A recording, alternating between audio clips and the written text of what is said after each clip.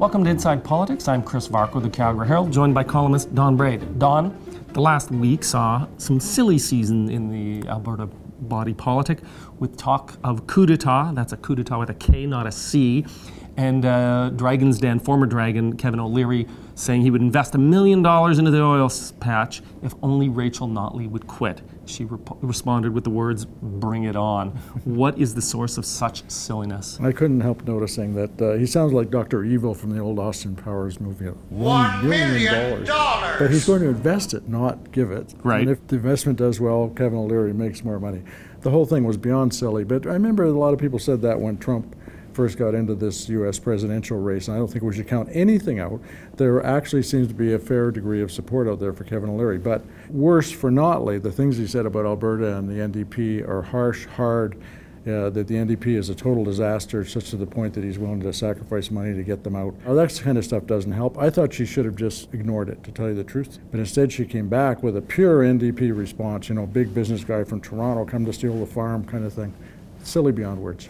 More silliness was the coup d'etat talk. So as way of a background here, we had an anti-Notleyite on Facebook saying they wanted to see a coup d'etat in this province, getting rid of the premier, spelt it with a K and a couple other wrong letters, and that led to an online backlash from the progressives in this province making fun of such discussion. But it seems to underlie that there's this polarization, which is really, the gap is widening between the left and the right in this province. Yeah, if you're going to have a coup d'etat, you got to learn how to spell it, and right. maybe even learn how to say it as well. I mean, the spelling of it is so goofy that I didn't even know what they were getting at. I didn't even notice it for half a day because I thought the spelling was so silly.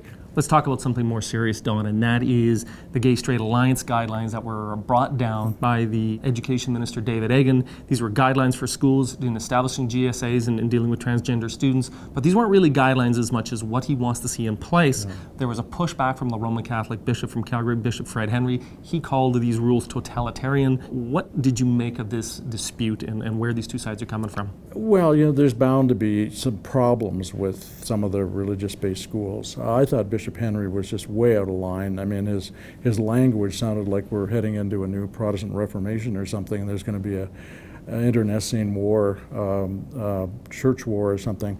It was very, you know, he talked about the evils of relativism, and I thought he was fairly offside with a lot of his own parishioners, for sure. I mean, look at the chair of the Edmonton Catholic School Board. She said she would like to see all 12 of these guidelines in place in all of her schools right now. So I think Bishop Henry has almost guaranteed he'll be ignored by a lot of people. Okay, lastly, we had the Federal Finance Minister, Bill Morneau, come into Calgary last Friday. Was pre-budget consultations, but really was a chance for him to hear about some of the dire economic news that is gripping this province.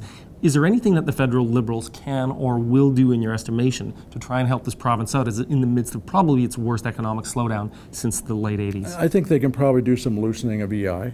The way they've done in the Maritimes to help people get more benefits more quickly with the unemployment rate rising so fast.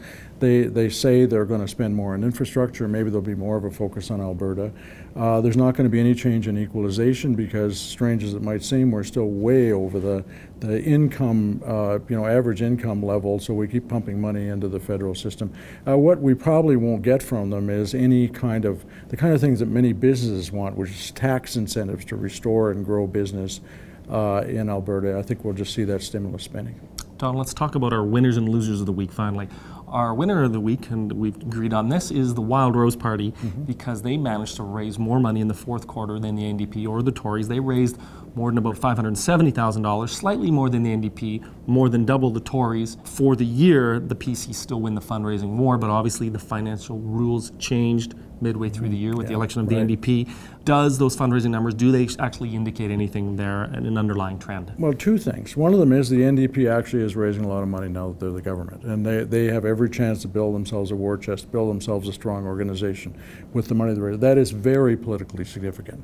The other thing, and I think we can almost expect Wildrose to be doing well, and they are, because it's now individuals only, and they've always done very well with individual donors, so they already had that in place.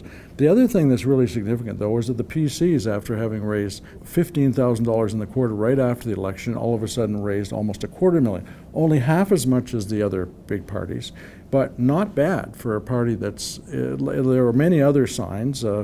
of the money part, and then there's the standing in the polls that show that they're not dead yet.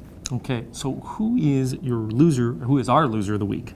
You know, I have to say poor Joe Ceci, not through anything he's done, but through what happened in the markets with oil under $30, with the dollar just way, way down there, having to declare a 2-year freeze on non-union public sector people. There's probably going to be more of that. Well, and it really seems to set the stage for a showdown with the NDP's allies, the public sector unions. Yeah. They've got contracts coming up with thousands of government employees in the next 12 to 24 months.